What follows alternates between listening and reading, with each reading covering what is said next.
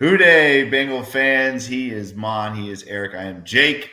This is the Bengals Pulse, the heartbeat of our Cincinnati Bengals. Welcome, everyone. Thank you guys for joining us tonight. We got some Bengal news to talk about, guys. A little T news, little Kappa news, So we're going to kind of leave this one open tonight, guys. Comment in the comment section. Ask us some questions. Throw some questions out there. This is going to be Bengal convo leading up to free agency, which is right around the corner, gentlemen. I'm very excited about that. Mon, how's your week been, buddy? Good. Very good. How's the shoulder doing? The shoulder's going good. You know what? The last couple of days, I've gotten some range of motion back in it. It's still sore. It still hurts. I have my MRI tomorrow. So I'll get clarity by next week on that. But I'm a little optimistic because I can move it a little bit more than I could. And I'm also happy about something else. See this little piece of Chinese electronic device? It's been causing my computer issues. And I didn't have a delay today. I'm not freezing up, at least not yet. And it's because of this $30 piece of crap. And if anybody wants it, it's yours for $3. And everything's good. Let's go. Let's talk. Eric, how you been doing, buddy? Everything good? Everything's good. I'm over here refreshing Twitter, looking for the T Higgins news. Did we sign T? Did we sign T? Did we cut Sam? Give me that news. You know, it's I wanted to title the episode "The Calm Before the Storm," but I feel like this is a different year. I feel like there's going to be choppy waters all from now until next week. You know, the big free agency stuff happens on the 10th. Starts on the 10th, really. But I think as Bengals fans, we're going to get a lot of action up until then.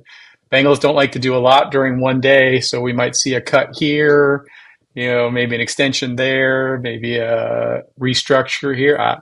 Who knows? But the refresh button is constantly being pulled down, so I'm ready to go. Well, let's talk about the T Higgins stuff first. KP. Actually, I do want to talk about that, KP. So we will get to that question for sure. I think that's a good one. Let's talk about T first, guys. You know, I think we were talking about this when it happened in our group chat, and I think I just find it interesting that T Higgins is getting paid $26 million for next year, right? I mean. Again, I know T is frustrated and he wants the extension. We all want him extended. But for the Bengals to go out and say, dude, we're going to give you $26 million, I mean, that's top 5 in receiver money. Is that not? Am I not correct about that? If he makes 26.2 next year, he's in the top 5 as far as receivers go? I don't know about top 5. It's definitely I think it's top 10. I think that's what the franchise tag means. He has to be in the top 10 of highest paid receivers. And I think they average it out. You may be right, but it is an average. And I guess this year's number is 26. I think it goes up if they tag you 2 years in a row. Not 100% sure. Yeah, it does go up. So right. Pull the numbers up real quick just to be Johnny on the spot here. Justin Jefferson gets $35 million a year. CeeDee Lamb has $34 million a year. AJ Brown's $32. Amon-Ra St. Brown is $30. Tyreek Hill is $30. Jaden Waddle is $28.3. Devontae Adams was $28 million. He got cut today. DJ Moore, $27.5. Cooper Kupp, $26.7. So he's slotting in right around 8th highest. 9th when you throw Chase in there, because Chase is going to jump to the top of this. Sorry to interrupt. Go ahead, guys. You know, you're getting paid top 10 receiver money. I guess my point is, you know, I know all these Bengal fans are coming on here. Oh, we feel bad for T. Everybody feels bad for T. 26.2 million is really hard for me to feel bad for somebody. Again, I know we all want an extension. I want an extension, and I really do think one is going to happen. But Mon, your thoughts on that? I really want to dive into this for a minute or two about this franchise tag, because again, a lot of people are scoffing at it, but I mean, the Bengals are making a very nice gesture to, first of all, say, T, we're giving you, we're paying you top 10 money. And I know he make pretty good money if he hit the free agent market, but, and I'm sure he's got more money coming, Mom. But what are your feelings on this franchise tag with T Higgins? I don't want to be doom and gloom. Obviously, I think initial contract talks for a long-term deal aren't going as expected. I still think they're going to get a long-term deal. I really, really do.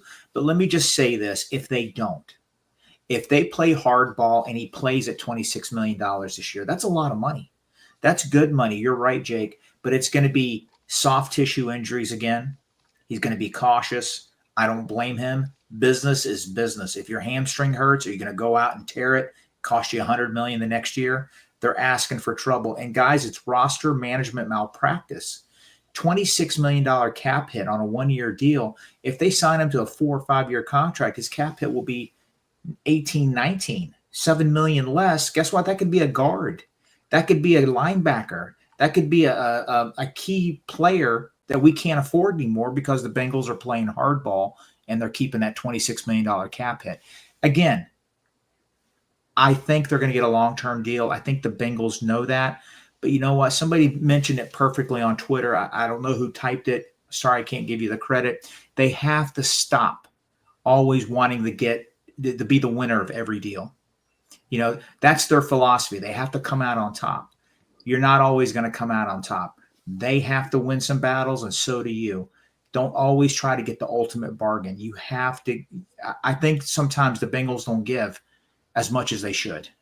If you understand what I'm saying when it comes to contract negotiations, they always have to win. 100%. So we'll see. I still think they're going to get a deal done. If they don't, it's malpractice of the salary cap.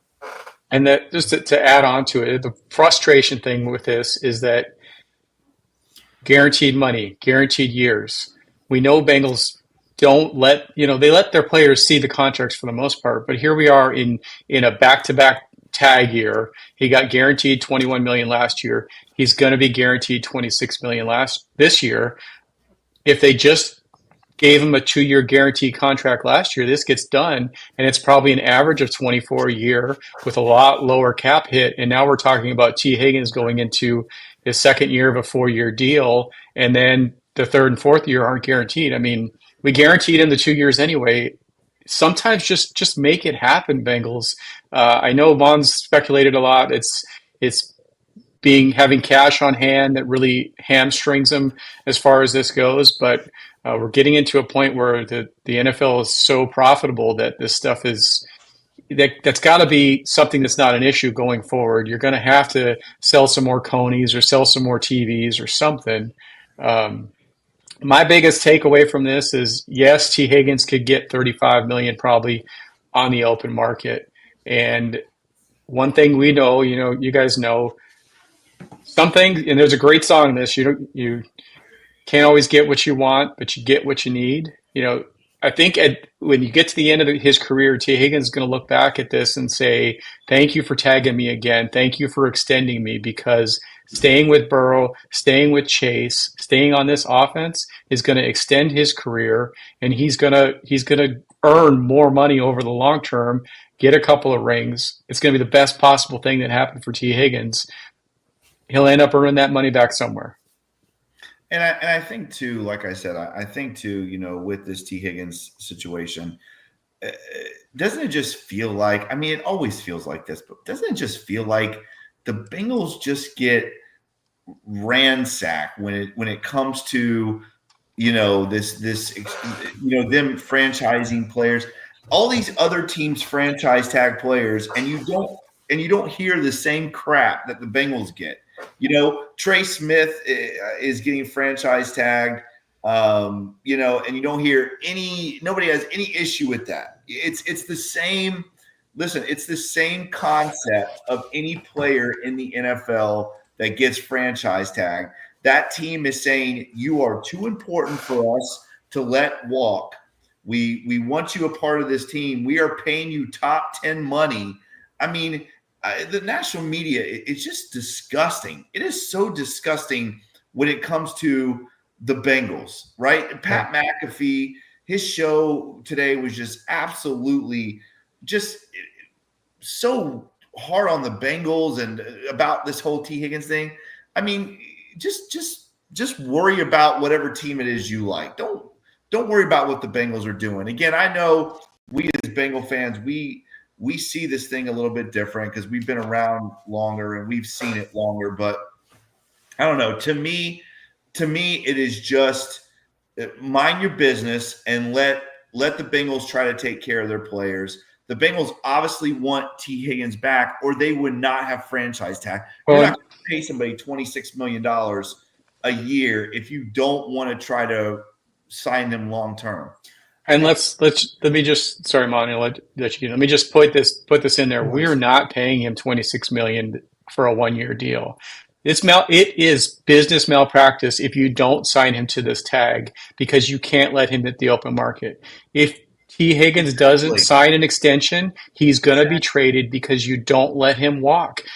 He's going to sign an extension. It's a moot point. But as a business, you can't take away all your bargaining chips and just let a guy go wherever he wants to. You got to tag and you got to get something for him. It would have been horrible for the Bengals to let him just hit the market and get absolutely nothing for him. Mon, go ahead.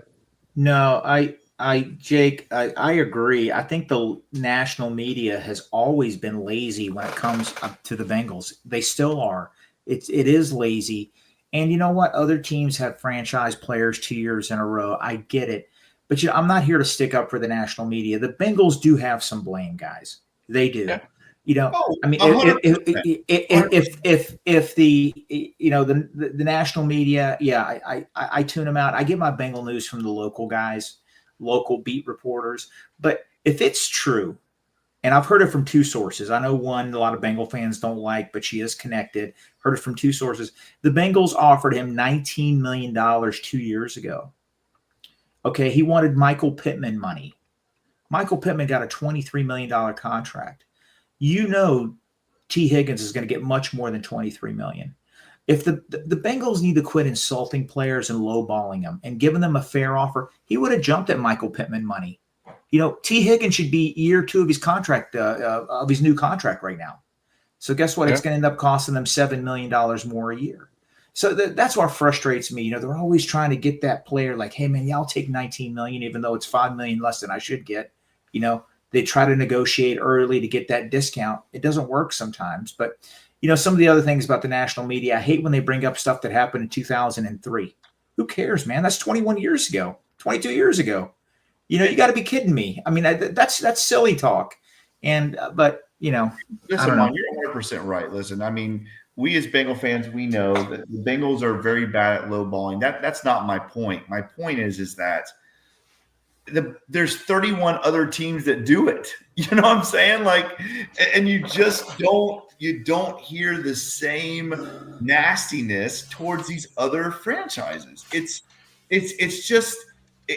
really just pisses me off. It's one thing for, you know, if the Bengals look. The Bengals have made guys the highest paid players at their positions. It's not like the Bengals have never spent money on them. You know, Carson Palmer was the highest. I think Andy Dalton was the highest at one time. Joe Burrow was the highest. The Bengals have paid these guys. So it's not like they're not ever spending money. It's just, you know, it's just lazy by the national media, I guess. The Cincinnati Bengals, and we all know this because we followed them for years. There's 2 positions they've always paid: quarterback and wide receiver. Yes. Always. Mm-hmm. Go back to Kenny Anderson. He signed a $500,000 contract, which was crazy money back then. He was one of the highest paid quarterbacks in football. Boomer at one time was the highest paid quarterback in the NFL. Boomer Esiason. In the late 80s. All right, then you throw in, you know, they gave Neil O'Donnell a huge quarterback contract. You mentioned Carson Palmer, Andy Dalton. They pay their quarterbacks. Carl Pickens was making top 3 money in football. Yes. Darnay Scott was too. Chris Collinsworth signed a $500,000 contract in the 80s. That was crazy money back then. Yeah. You know, so they will pay those positions. And yeah, it's lazy, and some of the stuff, I mean, it's just the Bengals just have to win. And when they start winning these Super Bowls and championships, people are just going to stop talking the negative stuff, because until they do, they're always going to think about those 90s and early 2000 Bengals. And they have to win these next 2 weeks. They have to win by getting T Higgins and locked up early, make some progress with Jamar Chase, and then they got to knock it out of the park in free agency like we did 2 years ago. Alex Kappa, Asen Simpson this last night. Alex Kappa was a home run signing. 12:01, the tampering alarms went off because 12:01 we signed him. You can't negotiate a deal that quick, but he had agreed to terms. It opened up at 12, and 12:01 there it was. You bring up kind of things pop into my head here. Do we think that the reason the national media treats the Bengals like this is because they are so tight-lipped and they don't give national media, they don't give a lot of information to any media, so the national media really only hears one side of the story from the agent? So do we think that they somewhat hold it against them and maybe have it out for us because they don't have any insiders that really get information? I don't know. I mean, I think Jesse Palmer's dialed in. It's lazy. Go ahead, Mom. No, I know there are a couple national beat guys that are dialed in at the Bengals. Jesse Palmer seems to get all the Bengals scoops. He really does. And a lot of it is agent driven. And let's face it, the Bengals are hardball negotiators. Agents don't like it. So if the agents want to throw out some red meat or try to smear the Bengals, they'll do it. Yeah, I just think it's lazy. I think it's yes, the Bengals were one of the worst run organizations for a long time, over a decade, and they were at the bottom, I think, of every sports organization in the country. But they're not that way anymore, and it just pisses me off, because it's, when they talk this way, it's like the 90s Bengals, and it's not the 90s Bengals. It's not. It is a totally different time in Bengals football, and it's just like it just keeps getting repeated. I mean, again, I'm just referring to one, but there's multiple media outlets. But this idiot on Pat McAfee's show, he's just spewing out garbage like, oh, this is horrible. The Bengals did this to T and all this ridiculous. It just pisses me off. I just, again, I really think, and Paul Dehner talked about it this week, guys, that he really thinks that the Bengals are going to get something done with T before free agency starts. And remember, the franchise tag can end at any time up to July something. So 15th, yeah. July 15th. Yep. July 15th. So, I mean, in 3 days, we could hear that T Higgins is signing a 4-year deal. I really do think that's going to be the case in this situation. And again, you talk about somebody that's dialed in. Paul Dehner is dialed in to what's going on. Go ahead. And I'll give him credit because he's not he's not us. He's not the super optimist. So a lot of times he's been very not buying into what we sell and what a lot of Bengals fans sell. But yeah, to hear it from Paul is shocking because he's usually on the pessimistic side. So I believe that it's going to happen. And some of the reports were that it's close. So I think it happens soon.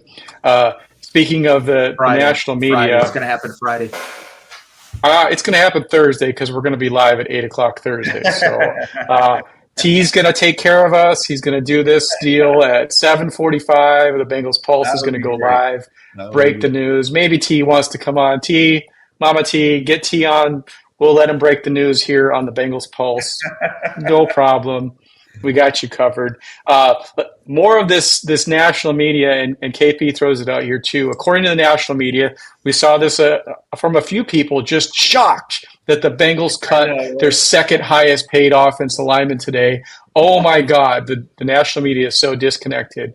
A cut that everybody on this podcast and really any Bengals fan knows Alex Kappa won the triple frown last year, gave up the most pressures, sacks. I mean, if you could give it up, Alex Kappa gave it up. Unfortunate because he was playing lights out in that 2022 year, got hurt in a meaningless game, but Bengals clear 10.2 million in cap. Moving on for Alex Kappa. So why don't you guys give us your thoughts on the first cut that everybody saw coming? Mon, why don't you go first? Well, Rankins was the first one, obviously, but Kappa hasn't been the same player since that injury against the Ravens, that meaningless game, the coin flip game, which was ridiculous because I said it a few weeks ago. Others have said it. I think a healthy Kappa, we win the Super Bowl that year. Kappa was a top 10 guard in football. He was playing that good. We were on a 10-game winning streak. The offensive line was gelling. They were playing so well. And unfortunately, we started getting those injuries. Jonah Williams was hurt. Our tackle, who was the right tackle that year? I forgot his name. The big guy from Texas. From the Cowboys. He was at the mall.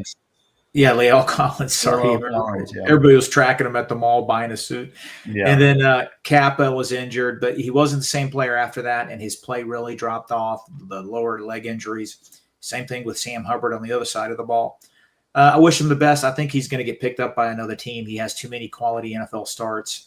He'll be on some other roster, but it does free up a lot of cap space.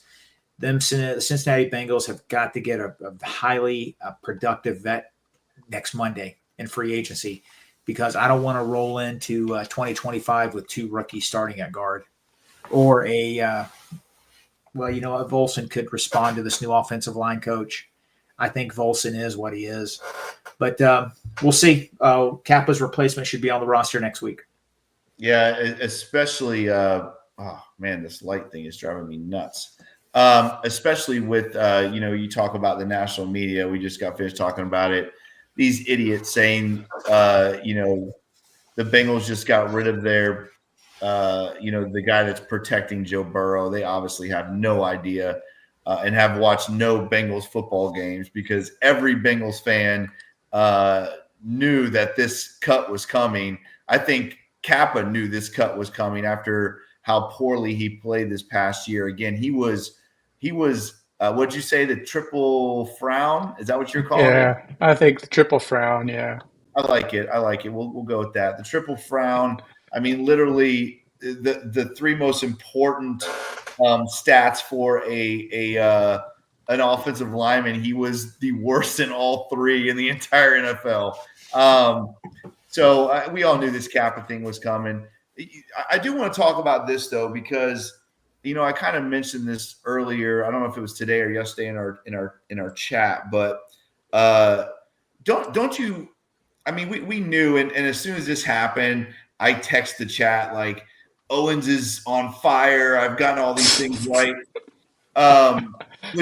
which is true. I am on fire, and I have gotten everything right so far. However, that aside, because I don't like talking about being right. That aside. That's all you want to talk about. Don't you guys think that it is kind of amazing? Because we have all talked about it on this show that we all thought Kappa was getting cut. We all thought that Rankins was going to get cut.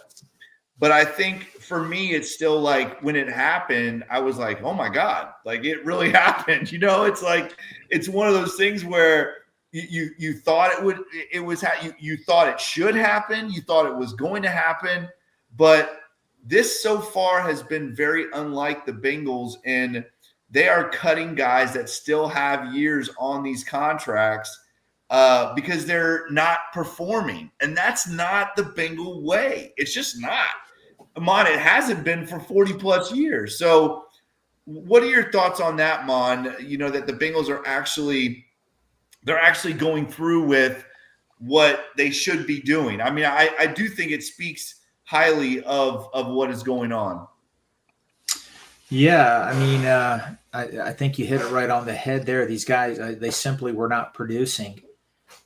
It's weird. I think when the season starts and the contracts are guaranteed, I think this is Mon's opinion. I think the front office puts pressure on the coaching staff.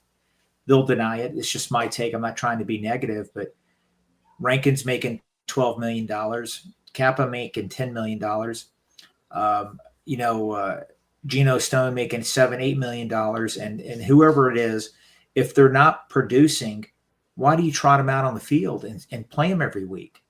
I think the reason they did is because of those contracts. And the last thing they want is a $10 million defensive end sitting on the bench and a 7th round rookie or 6th round rookie going out there and playing. It just makes the organization look rough. And I think, you think about it. I mean, Kappa, Rankins, and that's $20 million that was wasted last year. I mean, the production was so limited, just so limited. And you just can't trot out the salaries like that with that limited production, because you're going to have a 9-8 team. You're going to struggle. So this year, I think the best time, season's over, cut loose and use that money to get better players. Yeah, and I think a lot of that from the front office is the fact that they do give so much scouting ability and let these coaches stand on the table for players that they get to the season and these players aren't panning out. They say, hey, you bought those groceries, you better cook the meal with them, because I'm not going back to the store. And I think that's a detriment. It cost Lou his job, certainly, his inability or in not wanting to play the young guys, and really sealed his fate. But good luck for him in over there in Indy. Let's segue to where Jake was wrong. I mean, he's not wrong yet, but Jake was pounding the table and saying that the Bengals will re-sign Mike Hilton, and I do believe that we should re-sign Mike Hilton.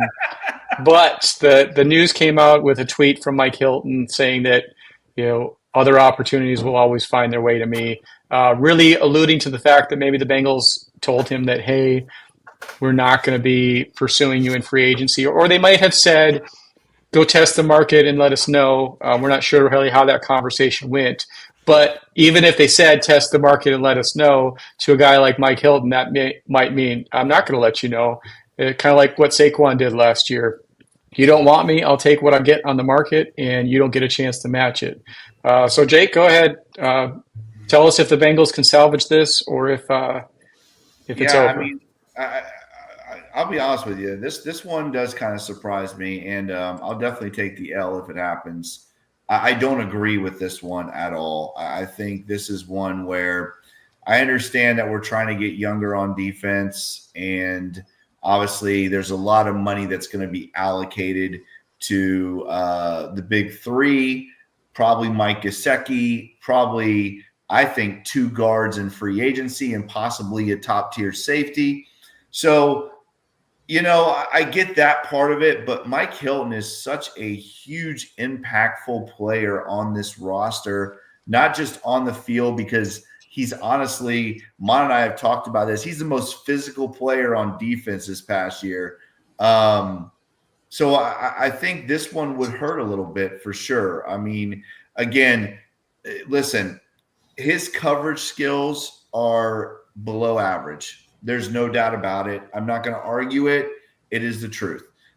He is not very good covering downfield when he's asked to do that. However, he is possibly top 3 best tackler on this team. He is an incredible in the box player, if you want to call him a nickel, whatever you want to call him. But he's incredibly good in the box.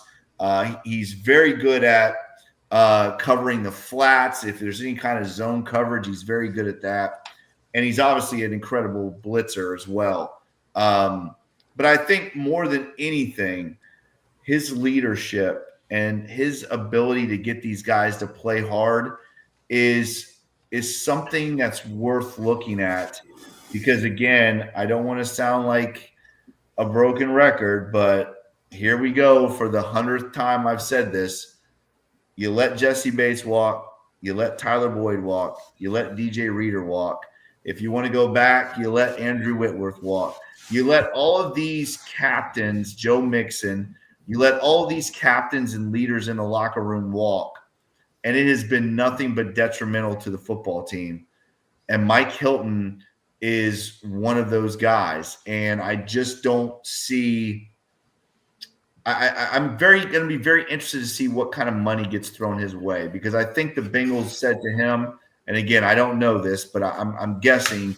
I feel like the Bengals said to him, like you said, Eric, go test the market, see what you're going to get, and we'll go from there. With the way that he tweeted that out, I just think the Bengals probably they want to see what his value is. Mon, what do you think? Yeah, I'm not happy about it. Let's just say it. I mean, Trey Hendrickson was the best player on defense. He was the second best. Mike Hilton was the second best player in our defense. He was the most physical player on our defense. Yeah. And he's a slot corner. Yeah, he's not a boundary corner. Yeah, he's 5'8", 5'9". If he's going to be out on the outside, he's going to struggle a little bit, but he's a slot corner. He does a great job as a slot cornerback. He's physical. He'll tackle a 250-pound running back like he don't give a crap. You know, he's fearless. And you know what? He's a team leader. How can you not have a roster spot for the second best player on your defense? It just really frustrates me. They're taking a big leap of faith with some of these young guys. Yeah, we have some young, talented players. They're not Mike Hilton yet. Mike Hilton was our second best defensive player last year, our second best defensive player. And apparently they want to move on. And that really frustrates me. Again, we're not moving forward. We're sort of stagnant or moving back until somebody plays at his level or plays better. We're not really moving forward. So it's frustrating. I know business is business. I think the best business is to find a way to keep them. Yeah, Eric. I mean, again, I agree with you. I agree with you 100%, Mana. I'm just curious on the why. I'm curious on is it his lack of covering ability? I don't know what Al Golden's going to be asking him to do. Maybe he wants more from his nickel guy, but I'm with you, man. I just think the leadership, and I just, I don't know. Eric, what are your thoughts? I want to say, like Vanguard, he did in the second AFC Championship game. He had a rough game. I'll be the first to admit it. But why didn't Lou Anarumo help him out? The wide receiver for the Chiefs is 6'3", 6'2", 6'3", and it was a mismatch. You know, I mean, they see it. He caught a lot of passes against Mike Hilton. Adjust, help him out, and they didn't do that. You know, but I don't know. It is what it is. Yeah, and I wish we knew what the conversation that spurred that X post, because did they make him really a real lowball offer, or did they? It really seems like they said, we're not going to make you an offer. I think that a guy like Mike Hilton has earned his opportunity to seek an offer and give the Bengals right of first refusal, and it doesn't seem like they gave him that. It seems like they said, you know what, we love you, but we're going to move on without you, and that is a shame, because what was one of the things that was lacking out there? Communication and leadership on the field. And Mike Hilton brought the communication. He brought the leadership on the field. And sometimes this defense is going to be filled with a lot of young players. BJ Hill's gone. DJ Reader's gone. Sam Hubbard might be gone. We'll get to that here soon. Who do you have out there to teach these young men how to become pro football players and how to deal with the things? Mike Hilton was that guy. Who's your oldest guy in that out there now? Logan Wilson? Jermaine Pratt's going to be gone. Who do they look to learn how to be NFL players and to grow up? And Mike Hilton deserved to be that guy. Overpay him a little bit. I'm not going to give him, $10 million a year to be there for 3 more years. He might get that on the open market, but they should have at least given him an offer and tried to solidify that for a few years to come. Well, the other news, did you want to answer? Yeah, because I want to go back to something Mon said that is point on, and that is, who exactly is going to replace him in that room, right? I mean, who is going to be the guy that steps up and is the leader in the defensive back room? Who's it going to be? Geno Stone? You're losing Von Bell's not coming back. He's not coming back. Every other who's it going to be? I mean, who's it going to be?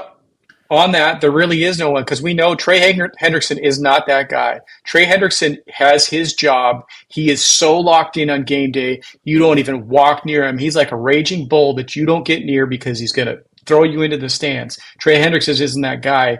BJ Hill is not under contract, and it sounds like he's going to be too expensive to bring back. Someone's going to pay him a lot of money. You don't have any other veterans there. Even just positional, some people have speculated that Dax Hill will take over that corner slot. Guys, Dax Hill was our best outside corner last year before he got hurt. I'm not moving Dax Hill to slot corner. That's something that DJ Ivey did well towards the end of the season. So maybe that's DJ Ivey's like role. it's happening. It sounds like that's happening. The beat writers are speculating that. That's what Al Golden wants to do. I don't know, man. We've all mentioned it. They have drafted 6-7 guys over the last 3 drafts. So they got a lot of young guys there, and it's going to have to be somebody there to take that leadership. They're hoping Cam Taylor-Britt would do it, but he had an off year last year. Somebody's going to have to step up and be that leader. They really have high hopes for Jordan Battle.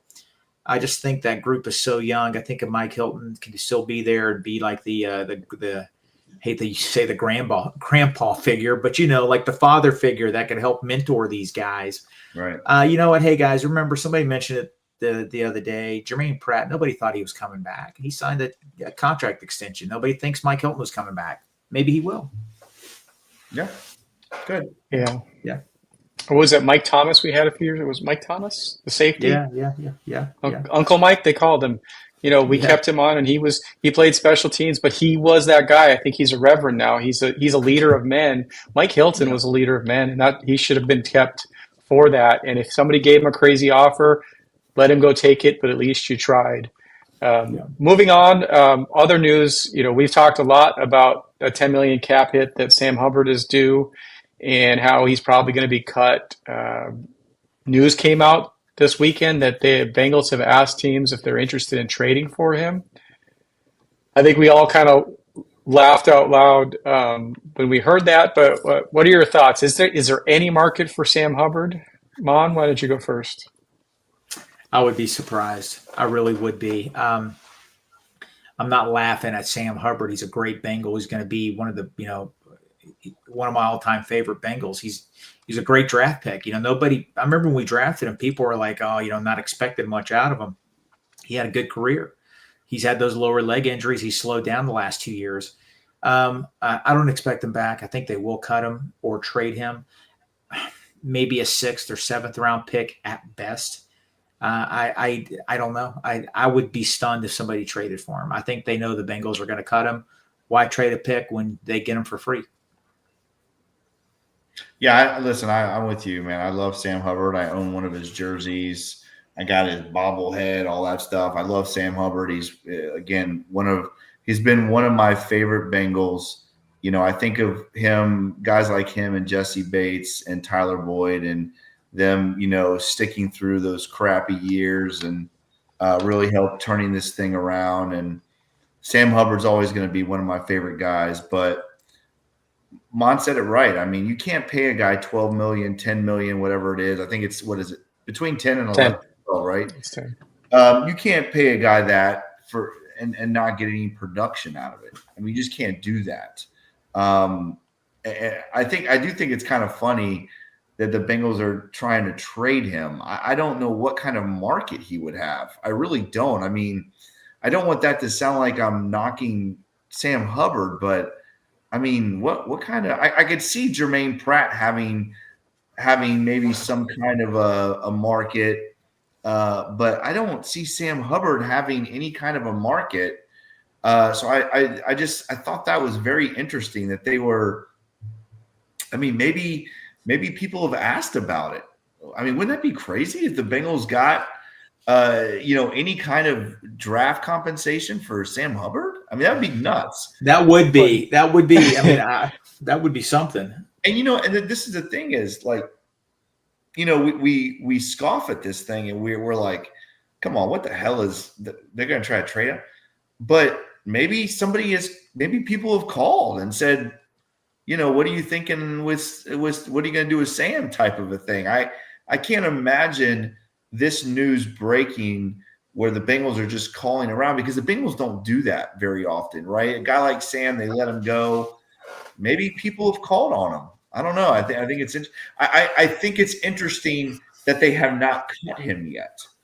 I think that is interesting in itself. So I think, maybe people have called on him and they're trying to figure it out. I don't know. It'd be weird.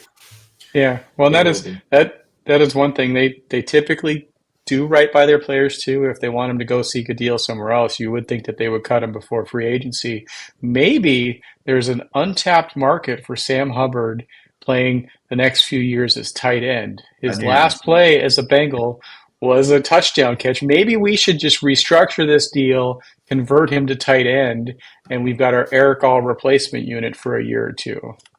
Well, listen, I'm completely fine with, I'm completely fine with the Bengals wanting to keep Sam around at the right price, but I just don't see that happening. I don't see Sam restructuring. I don't see the Bengals, I don't see the Bengals doing it either, because I think it should be more in the, I hate to say this, but more in the 4 to 5 million range for a year or something. I just don't see you being able to give him any more money. And like I said, I think my biggest surprise on this thing is that he has not been cut yet. I mean, we've seen Rankins go, we've seen Kappa go now. I'm just surprised that Hubbard is still there, and I'm just very curious why. Zach Moss, I understand because of the health situation. I don't know all this contractual stuff and how that works, but I'm guessing that it has something to do with his health and the Bengals wanting to try to get out of that the proper way. I'm guessing something like that. I don't know, but the Sam Hubbard thing just surprised me. Yeah, so Zach Moss, if they cut him now, then they open themselves up to having to give them an injury settlement. If they wait till he passes a physical, they can cut him, and it's pretty much very little dead cap. They don't owe him anything because the way his contract was structured. So cutting him now while he's injured, they pretty much have to give him, injury money. So Yeah, but what's the deadline on that? Do you know? Like, what's the deadline of them? until he's under contract for next year. So until he passes a physical at any point that we cut him, then we got to go to the mediation table and work out an injury settlement, because we're Yeah, basically because saying the we're cutting you team because you're doctor, injured. team doctor, his doctor have to agree, and then it's a little Yeah. tricky there. He won't play for the Bengals next year. I'd be stunned if he And did. it could be something like where he has a medical retirement. If it's a serious issue that he's not going to recover from, he probably medically retires. People do come back from that, but they don't necessarily have to cut him. He's not going to count for cap hits. Circling back to our comment from KP from KC earlier, going from one Cincinnati kid to another Cincinnati kid, we have news that Michael Mayer might be on the trade block since they've got their tight end of the future in Brock Bowers. We chasing Michael Mayer again. We had a chance to take him a couple years ago. We chose not to. We take Miles Murphy instead of Michael Mayer, and that's been one of our nightmares. So what do you guys think? The Bengals are going to use one of their 6 picks on a tight end. They are. I would not offer a first, second, or third round pick. I No. might consider a 4th, maybe a 5th. I would throw a 5th out and see. And you know what? I would even do this. We'll give you a 5th in 2025 and a conditional 6th in 2026 if he meets certain parameters, for the Bengals, and see if that does. I would love to have him. That would be a great pickup for a 5th round pick, because we're going to allocate one of those picks to a tight end. Why not get him? Well, what about this? Because listen, guys, I think that's great and everything, and we all wanted. Remember, we all were like Michael Mayer. I think that's great, but I'm going to tell you guys right now, Mike Gesicki is coming back. He is going to be a Bengal. So it's going to be very interesting to see if the Bengals want to bring Michael Mayer on with Mike Gesicki and Drew Sample. I don't know what kind of compensation you give up if you're bringing back Mike Gesicki. But Mike Gesicki's coming back. He will be a Bengal next year. There's no doubt in my mind. So I just think that's interesting that, Bengal fans are like, oh, let's give him draft picks. Let's try to trade for Michael Mayer. I'm not so, and I wanted Michael Mayer, no doubt. I'll be the first one to admit that. I'm not so sure now that he's worth. You got 6 picks right now. I don't think he's worth one of those picks. I don't know. Yeah, they played 4 tight ends last year. Remember that. So technically, Hudson, I don't know if he's going to make the team. We know All's not. So there is a need for a tight end. There is. I'm all with you on Gesicki. I'm all for that. They got Sample and they got the kid, and they love Grundy too. So, I think they're going to end up drafting one or priority free agent. What about Pratt for Mayer? No, I don't Pratt and a 6th for Mayer. If they bite, why not try it? Listen, I'm okay with that. I think I would be okay with that. I think if you trade Pratt for Mayer, I think the Bengals still need to get some kind of draft compensation. So straight up, no. But if you're going to throw in an extra pick, I think that's very doable. But the Bengals also they you obviously Eric All is not.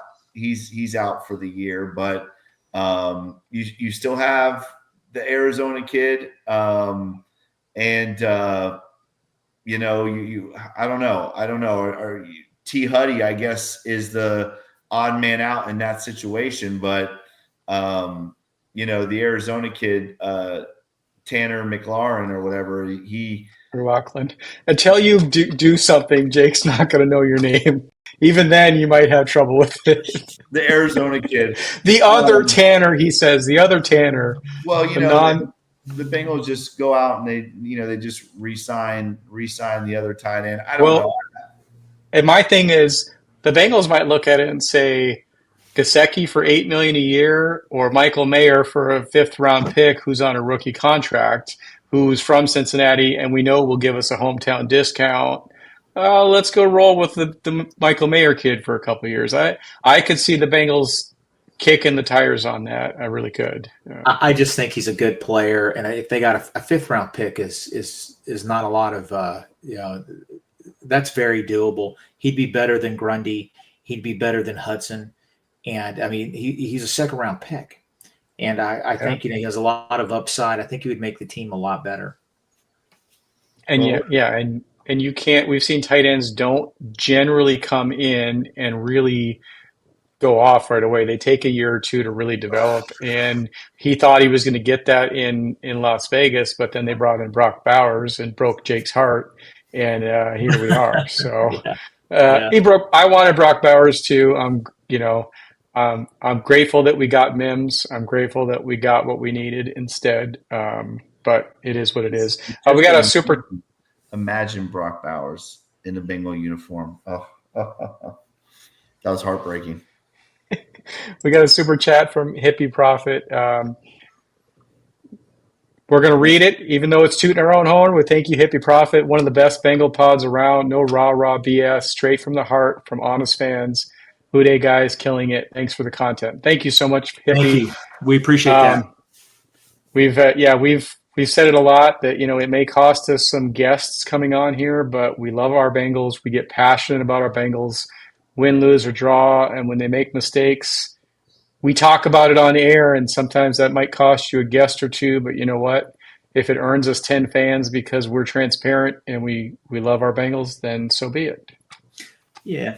We really appreciate it. Thank you, buddy. Thank you so much. Thank you. We appreciate that 100%.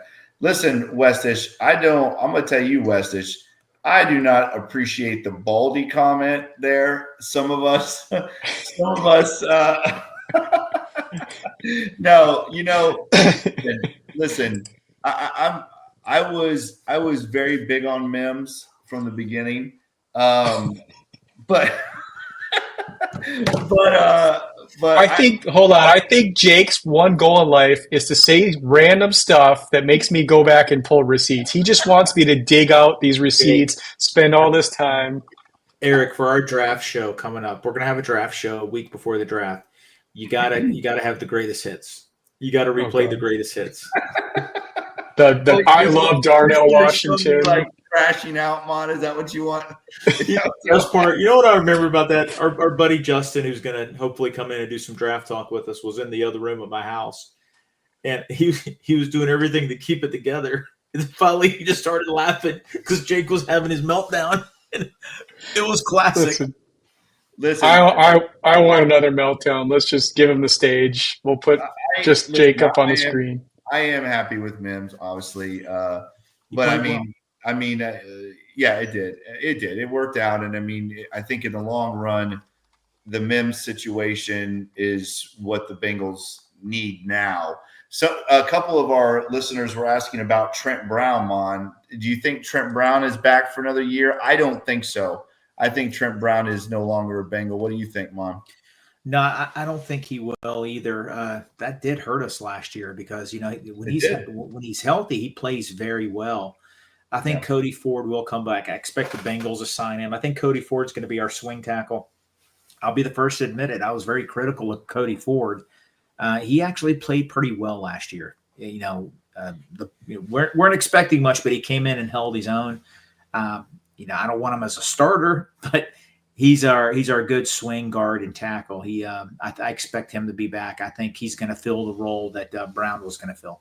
Could you imagine Mims kicking the guard or Brown kicking the guard last year when Kappa was struggling? That would have been crazy to see that type of offensive line. It would have been we would have been in the playoffs because Kappa struggled that much. Yeah, you're right. I mean, that was a talk. Mims potentially playing guard, but like right now, don't mess with that. Keep him where he's at. Oh yeah.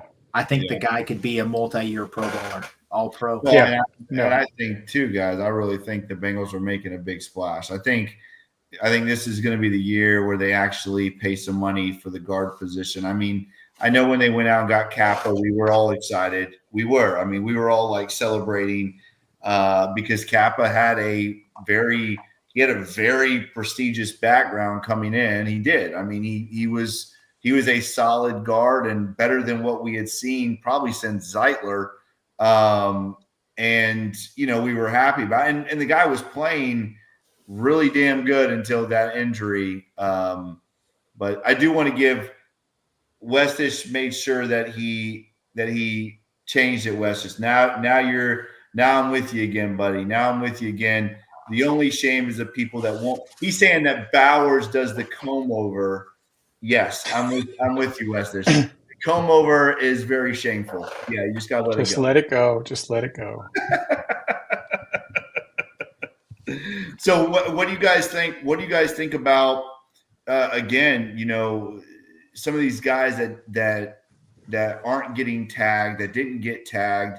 There's been some other cuts in the NFL as well. Any surprises at all from you guys?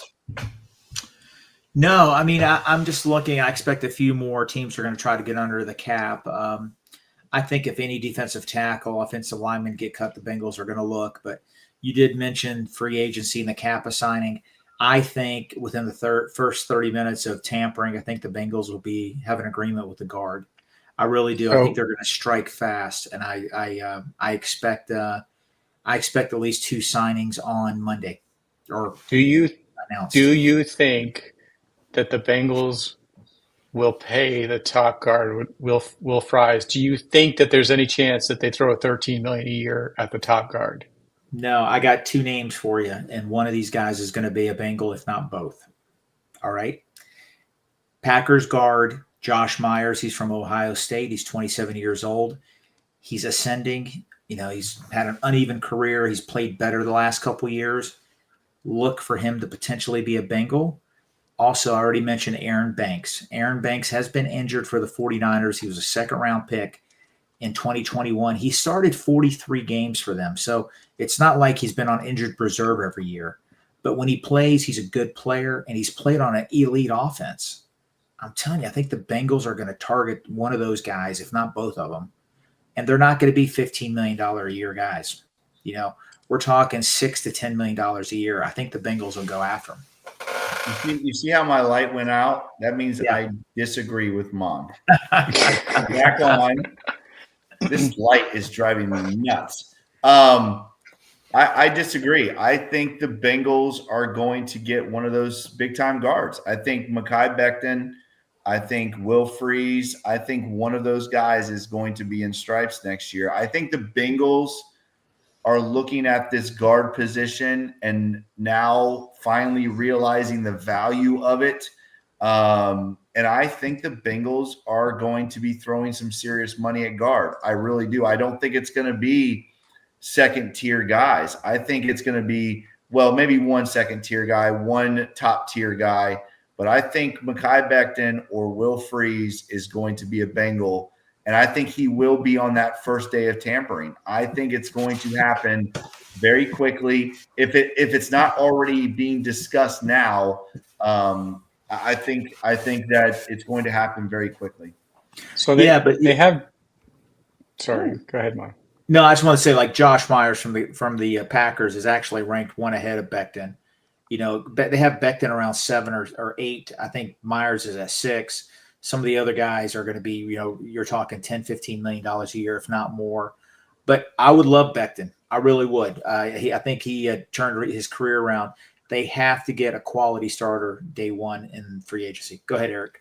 So Josh Myers, he played center. Is he moving to guard, or has he played guard before? I guess I don't watch both. Too much of the Packers stuff. He can play both, and he's from Ohio State. The Ohio State connection is huge. I'm telling you, another guy, Drew Dahlman from Atlanta. He's going to want a big contract, though. He's young. He's a really good center, but the deal is this. If they sign him, I think we fix one of our guard problems because Karras would go to guard. Remember, when Karras signed with us, he was rated higher in PFF as a guard than he was than a center. So, you know, there's some flexibility there. So, I don't know. I think interior offensive line is definitely going to get targeted. And, Jake, you know what? It could easily happen. They could sign a big guy. They could sign one of the elite ones. One's off the board in Trey Smith. But, you know, there's other ones out there. What about taking Makari from the Ravens, taking him away from our competitor? I would never I would be fine with that. He's very he plays tackle, plays guard. The Bengals teams love that versatility. You know, somebody gets hurt on the guard, he can go in there and play. He's a big guy. They need to get bigger, you know, and in this division, they need smash mouth football. I don't want to get stuffed on 3rd and 1 anymore. I'm sick and tired of it. It's happened 3 years in a row. You know, it's fine. Just, you know, let's get a yard. We don't get stuffed at 3rd and 1 because just like Coach Jake, we throw it deep on 3rd and 1. We're good. We're not going to get stuffed there anymore. Remember his final. Dad, so he goes, I know what my son's going to do right now, and I'm like, son of a gun, he's right. He sure did. Yeah, he does what he criticized the Bengals for. Downs. If you can't get 2 downs and you can't get 1 yard and 2 downs, you don't deserve to win. So yes, go deep on 3rd and 1. For sure. Go ahead, Eric. All right. Well, I just had one follow question on the guards. So we got to take a swing for a top guard. Kappa was getting $8 million, so paying $12 million is only $4 million more. I don't think it's that big of an outlier or step to go there. If we get a top guard, $10-12 million, are we going to see a lower tier guard or an older guard on the other side? Are you okay with that, with the likes of maybe Will Fries and Kevin Zeitler? Oh yeah. Give me Kevin Zeitler back. I don't think it's going to happen, but I would love Zeitler back, and maybe Volson learns from him a little bit. And Volson off the bench to me is perfectly fine. I'm perfectly fine with Volson off the bench. If you give me Zeitler and Freeze, that's a home run free agency, Mon. Yeah, I think the other guard spot's going to be Cody Ford, Volson, and or number 17 or 49 pick in the draft. And if you watch the scouting combine this past week, the tackle from Missouri is the talk of the combine. He's about 330 pounds. He could slide inside, and they have him perfectly between 10 and 17. That's his spot. And if he's at 17, everybody says the Bengals will jump all over it. So he would be our starting guard. Well, you got a name for that? What's his name? Yeah, I think it's I think his last name was Mobu. I'm butchering his name right now. I know who you're talking about though, because there was a lot of talk about that Missouri offensive lineman. Yeah, Armand Mabu. Yes. I'm not saying Yes. he's right, his name right, but Membo? he's a stud. Yeah. Yeah. He's 6'3", 320, and he can play guard, and he was just flying like a 4.9 40, really explosive, Yeah, he super had athletic. I think You I didn't heard, want the guy.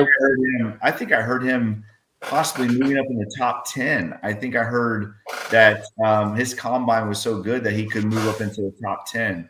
He could. You don't But want he's at Tate. 17, I think. What's that?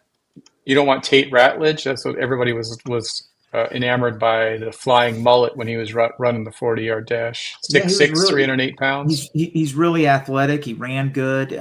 But everything I've read from these publications, I know, and online, they still think he would start. He would start for us, but I think his best football will be year 2 and 3. He needs to get stronger, but he played at a major college program. They have another center that's I forget his name. I think it's Jenkins. That's going to be a stud. Georgia can put out players, man. They can't drive cars, but they can put out players. And it's Apologize to all our fans in Georgia. They're going to have chances. I had a debate on Twitter. If our starting right guard's a rookie, or left guard's a rookie, it has to be pick 17 or 49. I don't want a 3rd, 4th, and 5th round pick. Oh, it has to be. I don't want that.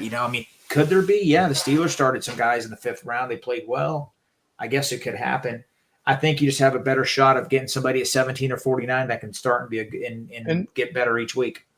It could be pick 24, 25, 26. We are very primed for a trade back. There's news out there that Dallas has said that this running back draft is so deep that they will probably pass on Genty if he's there at 12. So I would be, if Genty fell to us at 17, no. I would be all in for the Jake meltdown. I'm here for it. We got 700 people in the chat tonight. Please, let's will this to happen. Genty is going to be a superstar. Let's go for the Jake meltdown. Back-to-back years. No. Give me the runner-up for the Heisman Trophy. Listen, I'm going to tell you right now, if they draft Genty, the meltdown I had last year will be nothing in comparison to what happens on Listen, I'm gonna get an AI mock-up that shows that they drafted him just so we could get a fake meltdown and have you lose it. If they draft a tight end at 17, I'll start speaking Arabic for an hour on the show. What if it's Ty Warren though? No way. You're pissed. You know what? I get it. Yeah, he's BPA and everything, but man, guys, I'm sick of fancy toys. I'm sick of fancy toys, man. I want punishing people on the offensive line and defensive line. Yeah. I'm about to have a meltdown, man. I want physicality. I'm sick and tired of being punched in the face. I'm sick and tired of other NFL teams laughing at the Bengals. I don't know if they do, but I think they do. I'm sick and tired of it. I think they do too. I love I'm sick of fancy toys in the episode that's tagged, "How do we keep our fancy toys?" I know, right? Sorry. But we have a lot of fancy toys. Listen, you guys know me. I love the fancy toys, but I'm with Mon. Like at this point, after watching our offensive and defensive line, but listen, I'm just gonna tell you right now. I'm gonna tell you right now, guys. It's going to be defense the first 2 picks of this draft. I'm telling you right now, it's going to be D-line, and guess what? D-line. Those are going to be the first 2 picks of the draft. Probably going to be an edge, probably going to be a tackle. This is the best D-line draft in the last 2 decades. It is going to be D-line with the first 2 picks. There's no way the Bengals can screw this up and go out and get a running back at 17. I will lose my mind. Eric, I was going to ask you, I don't know if you saw, but they met officially with your boy Scatterboo. You have to be excited about that because you really want Scatterboo. And I just want the jersey. You know what? We got Abelhausen, we got Wolfschlager, we got your claim Owen's name. Give me Scatterboo. Give me a crazy name like that. Bengal Pulse fans. Eric, this is for you and Jake. Every year, Jake for years wants wide receivers. Wide receivers. That's all he would talk about. We would do mock drafts with 7 wide receiver picks. I'm going to do a mock draft for you, Eric, with 7 running backs. That's who the bank 6 running backs. Nobody else. It's 6 running backs. No. I want you to be happy. I don't want 6 running backs, but when a Jahmyr Gibbs is there, when a Ashton Genty's there, if a Barry Sanders is on the clock, you take the you take the transformational player. You take the guy that's going to just go crazy at the position. You want athletes. You want the best players. Eric, take them when they're there. The Bengals played with 9 people on offense last year. Our 2 guards didn't count. They played with 9 people on offense. Go watch the highlight for Ashton Genty. He reminded me of Barry Sanders because he was doing the same thing. His offensive line, there was times where it looked like he had 3 offensive linemen out there. I did that stuff in middle school. I know. You were the offensive lineman laying down? Eric, that is shameful to put Ashton Genty in the same sentence as Barry Sanders. Listen, I'm going to – hold on. This is 1 hour and 6 minutes in. I'm clipping this up for in 10 years when Ashton Genty, Jake says, I wish I had that guy. Hey, throw up 619's question because I'm going Walter Nolan. Walter Nolan, I'm running up to the podium with these 3 names. It's Walter Nolan. So let's read the question for our audio listeners, since we do have a good contingent that listens to us and doesn't get to see our cool facial expressions. Quick question, guys. Walter Nolan, Kenneth Grant, Ashton Genty is there at 17. Who would you take? Well, Mon? I would take I like Grant. He's really 340. That would solve the issues with lack of girth on the defensive line. I would take Nolan. I agree with Jake. I think Nolan's going to be a stud. He's going to be our Geno Atkins. He's going to be a stud, guys. A stud. I do like him. Eric, I think we don't get to ask you this question because, as KP says, drug test Eric, guys. Hey, listen. I wish that I needed to. I wish that was the case. I wish I was delusional. But what if we preached all along? Fix your free agents, fix your needs in free agency, and take the best effing player that's there.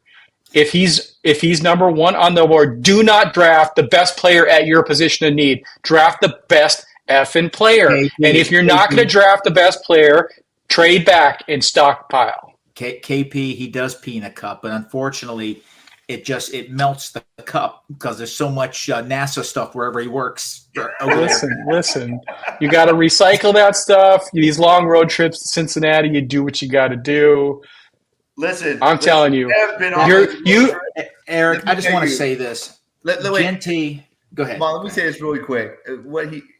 If we have been on road trips with Eric before, and let me tell you guys something. This is the honest God truth. He does not stop.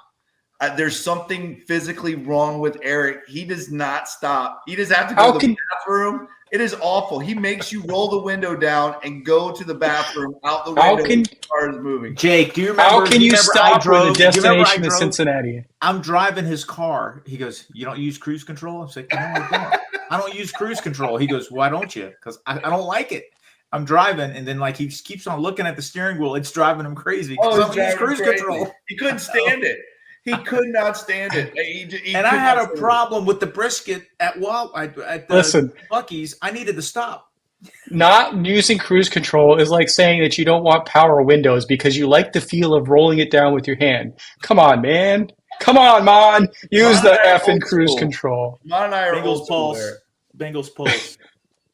Do you guys use cruise control? Because I don't. Yeah, we're cruising into overtime here, and it's we might be getting demonetized because I said effing a lot, and I'm real effing close to say draft Genty. You know, we have never had the F word on the Bengals Pulse. It's coming though. If we draft Genty, I guarantee that I'm going to have to find a beat button for Coach Owens. Oh, you will. Let me tell you right now, if we draft Genty, I'm throwing something through Mon's TV. Then on week 2, when he goes for 200 yards and beats the Ravens, you're going to be like, I knew we should have drafted Genty. I told you all along, Eric, that he was the guy. Calling it now. I would say that probably. Yeah, I probably would say that. Listen, guys. Hey, make sure you join us on Thursday night. We will be hopefully talking a little T Higgins news coming up. As always, guys, thank you guys so much for joining us tonight. We love you. We appreciate you. You guys are the best. Great comments tonight, guys. Make sure you check us out on Thursday. Again, if you like this podcast, make sure you like, share, and subscribe to this podcast. Make sure you check us out on all the awesome podcast platforms, Apple, Stitcher, and Spotify. As always, if you like this podcast, make sure you give us that 5-star review. We'd very much appreciate that. And as always, make sure you check out Mon on Twitter at @TheFireMon. Follow me on Twitter at Coach Jake Owens9. Follow Eric on Twitter at eFlash with 2 H's 88. Follow the Wednesday Night Podcast Network on Twitter at Wednesday Night Pod.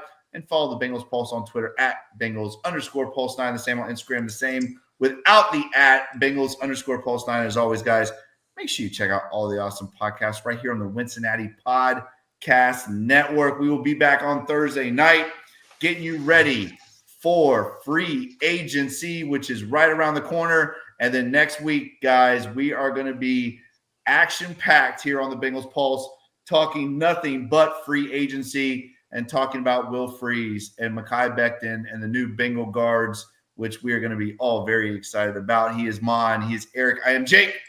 This is the Bengals Pulse. Who Dey Bengals fans. We'll see you soon.